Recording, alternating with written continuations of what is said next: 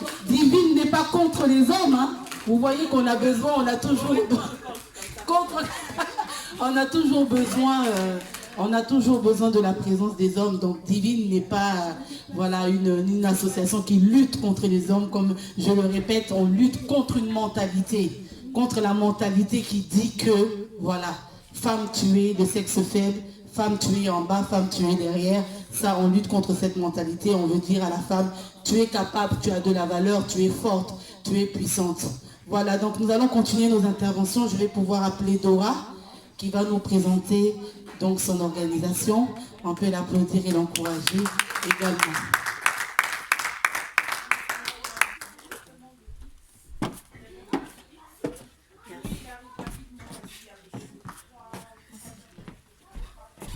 Bonjour à tous. Je m'appelle Dora, je suis anglophone, donc je vais parler avec beaucoup d'accent anglais, donc j'espère que ça ne va pas vous déranger. Il y a des interprètes. Il y a des interprètes.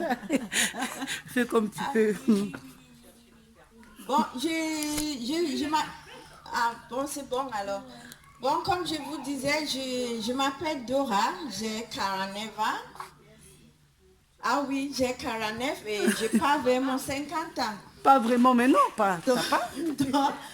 Donc, je suis infirmière, je suis éducateur en diabète et puis je suis coach, comme elle dit, il ne faut pas suivre des coachs, mais je suis coach en santé, style et bien-être et état d'esprit aussi. Donc, pourquoi j'ai une association, comme Divine vous a dit, ça s'appelle ADA, ADHA. Donc, c'est une association pour le diabète et l'hypertension en Afrique que j'avais créée en 2018. J'ai créé ADA pour sensibiliser la population africaine contre le diabète et l'hypertension. Et après un an d'existence, j'ai vu que non, il ne faut pas créer qu'ADA, il faut aller plus loin qu'ADA. Donc j'ai créé ADA, pourquoi? Parce que comme je vous ai dit, je suis infirmière, donc j'étais en arrêt maladie. J'étais arrêtée parce que j'avais trop donné à mon employeur. À chaque fois, j'étais là, même si j'étais malade, mais j'étais là pour aller donner, jusqu'au jour où je suis tombée malade au travail. Donc, j'étais arrêtée pendant 6 mois. Après, je me suis dit, non, je ne peux pas rester qu'à la maison. Il faut faire quelque chose. Il faut prendre, j'ai utilisé ma propre histoire de vie pour créer mon association. Donc, dans ADA, comme c'est le diabète, hypertension, j'ai perdu mon père qui était diabétique et hypertendu, donc il est décédé. Je me suis dit, bon, je vais essayer de créer quelque chose qui va sensibiliser la population africaine contre ces mal. Puis qu'en Afrique, quand on a le diabète ou l'hypertension, beaucoup de gens en Afrique ne savent même pas qu'ils sont diabétiques ou pas. Donc j'ai dit, bon, il faut sensibiliser cette population. Et aujourd'hui en Afrique, nous sommes dans 25 pays en Afrique et on part encore pour être partout en Afrique. Et on a aussi, nous sommes aussi en France et en Suisse, à Londres. J'essaie de faire que ADA soit partout. Donc, cette année, j'ai créé ADA Autonomisation où on fait du coaching pour la santé et le bien-être, comme je vous ai dit. Et pourquoi le coaching de la santé? Parce que en Europe, pas qu'en Europe, en Afrique aussi, on a des gens qui souffrent de beaucoup de maladies, mais ils ne connaissent pas comment ils peuvent s'en sortir. Donc, je vais vous dire ma propre histoire. Là où je sors, moi j'étais malade, comme je vous ai dit, je sors de loin, comme je peux vous dire. Donc, j'étais sur Tramadol, 400 mg par jour. J'étais sur l'Erica, donc tous les médicaments forts, et j'ai fait des infiltrations. J'étais couchée sur mon lit, je n'arrivais pas à rien faire, mais que pleurer. Il n'y avait que mon mari et mes enfants qui me servaient, qui me faisaient tout. Donc j'étais addict aux médicaments. Et un jour, je me suis dit, non, je ne peux pas continuer comme ça à vivre. Donc, si je ne prends pas le tramadol, le matin, c'est un enfer. Si j'oublie la nuit de prendre mon tramadol, je suis sur la dose maximum de tramadol, donc 400 mg. J'ai dit, si j'oublie le soir de prendre le dessin, le matin, la nuit, je transpire. Le matin, je suis comme si, je ne sais pas, un cadavre. Donc, je n'arriverai pas à rien faire sans les médicaments. Donc, je me suis dit, un jour, non, je ne peux pas vivre comme ça. Je suis allée voir mon neurochirurgien. Mon chirurgien m'a dit, pour arrêter ça, il faut qu'on vous opère. Donc, j'ai pris rendez-vous avec l'anesthésie, c'était un vendredi. C'était un lundi. Mon opération, c'était programmée pour vendredi. J'ai appelé mon médecin le jeudi, j'ai dit, je ne veux plus être opérée. Il a appelé mon mari, il me dit, votre femme, si on ne la opère pas, dans 2 ans, elle sera au fauteuil roulant. J'ai dit, c'est pas grave.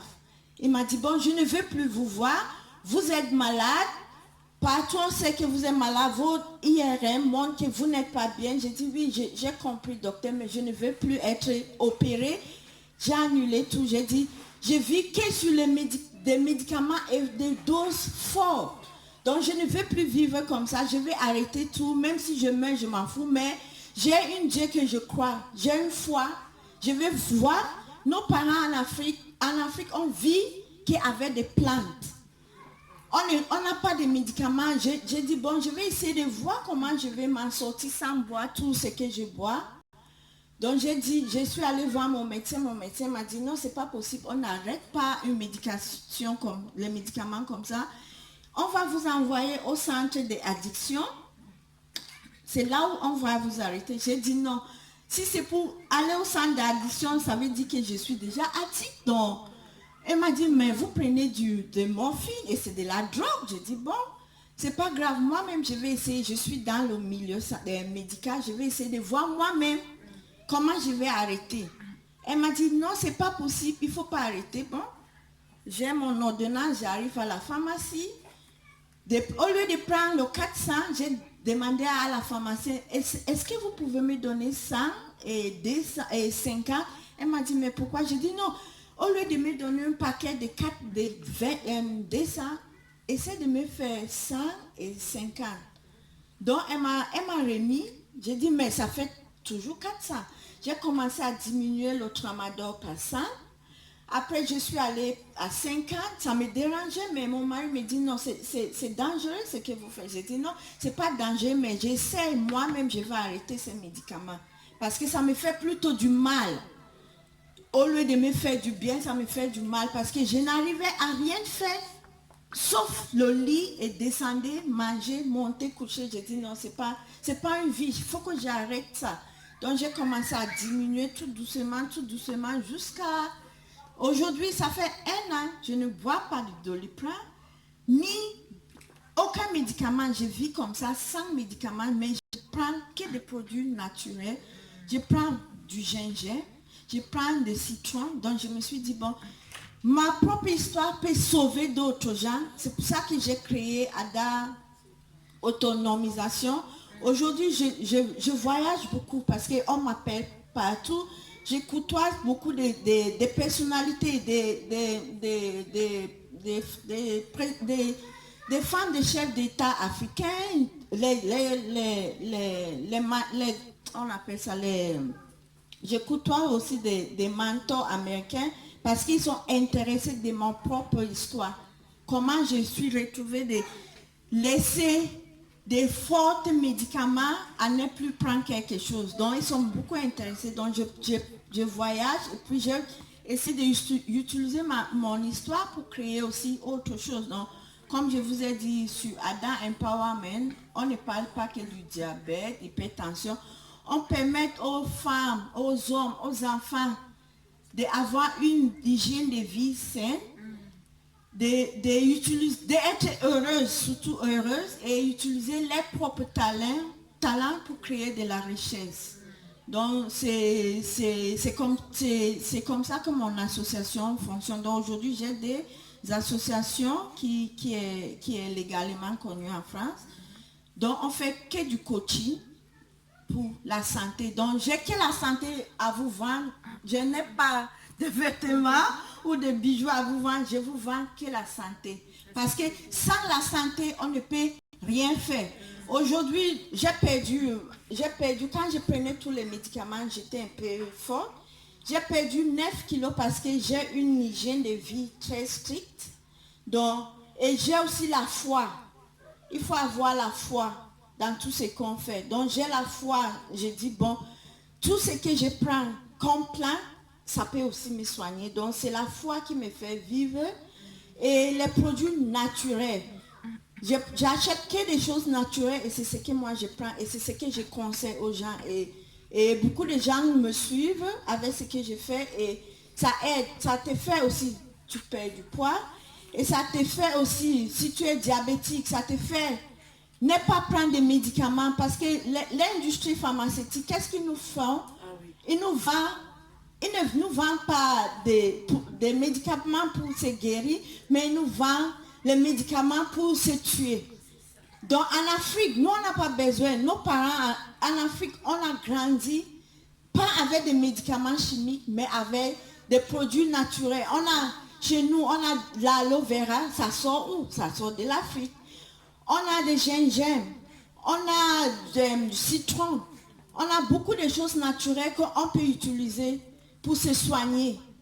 Donc il faut croire à ce que tu mets dans ta bouche. Faut pas croire que c'est que des produits chimiques qui vont te sauver, mais ça te tue plutôt que te sauver. Parce que si moi j'ai resté pour prendre tout ce que je buvais, je ne marchais même pas. Je ne pouvais pas être là pour vous parler aujourd'hui. Donc c'est mon propre témoignage que je vous dis. Et c'est mon propre témoignage qui me fait voyager partout. Et c'est mon propre témoignage qui me fait créer ce que j'ai créé comme association, qui me fait aussi parler aux gens pour avoir une meilleure santé sans prendre des médicaments. Donc, c'est ce que je peux vous dire. Donc, merci Divine et merci à tous.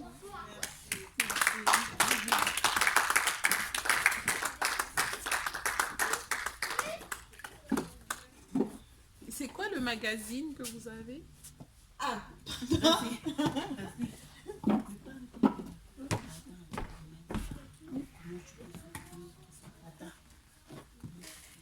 Ce que j'ai, merci, j'ai oublié. Donc, pour vous montrer comment je pas loin, je sors déjà dans les magazines People. Je côtoie beaucoup de femmes de chefs de l'État africain parce que c'est ces femmes que j'ai mis comme on appelle, je ne sais pas comment on dit, oui, comme mes sponsors en Afrique. Et j'écoute, mon rêve c'est de monter en scène aussi un jour avec Oprah Winfrey. Donc là, le mois prochain, il y a une des mentors américains qui sera là à Paris et je serai avec lui en scène, on a fait ça, en scène. Donc c'est mon rêve d'être comme les stars américains là, les grands mentors américains. Mais moi, je ne vends pas ce qui vend, mais moi, je vends que la santé aux autres. Parce que sans la santé, on n'est rien sur terre. Donc, merci. Merci.